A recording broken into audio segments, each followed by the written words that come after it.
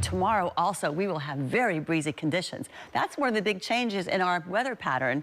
This is not a change. Look at all the stratus, the view from Mount Tamalpais. And this is really interesting as we gaze right across the San Mateo Bridge. Look, you can see the stratus and then a bit of a break. And then as you look toward the East Bay, there it is again, the low gray flat clouds. So looking at the fog product, it is just covering the coast, covering much of the Bay Area. It starts to pull back toward the coastline this afternoon, but not even to the coastline. Some of the clouds will remain in the East Bay, just a little bit by the shoreline, and even through the Golden Gate, even the peninsula. Many areas will not see much sunshine today. So it regenerates again, the stratus moves inland, and we will see it not only across the East Bay, but by tomorrow morning, blanketing the entire Bay Area. Sunrise tomorrow morning in the early hours, 6:04, and we see it going all the way up through the Delta, up toward Vacaville. It's just going to be a gray scenario.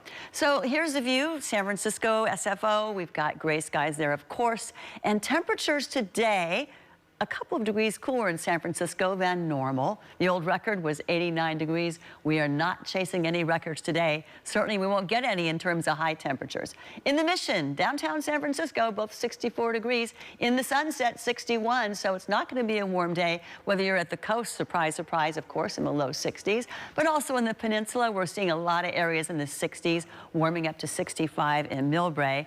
As you start to head southward, a little bit warmer. In San Carlos, 70, Palo Alto, 75. And then the South Bay, that's where we see a few areas of 80s. Look at Saratoga at 82. A trio of 77s for Santa Clara and Milpitas and San Jose.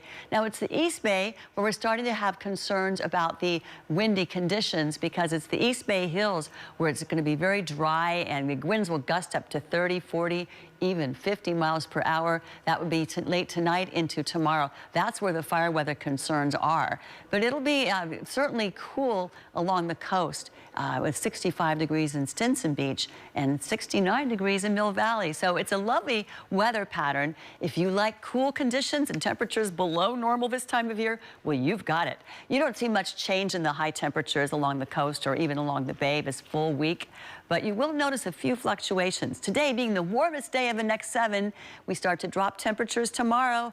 Cooler, cooler, cooler for a few days. We'll keep it on the cool side for the entire week. In fact, really, as we head toward the end of July, it's just going to be a cool scenario. Stephanie? All right, Kathy, thanks so much. Well, temperatures may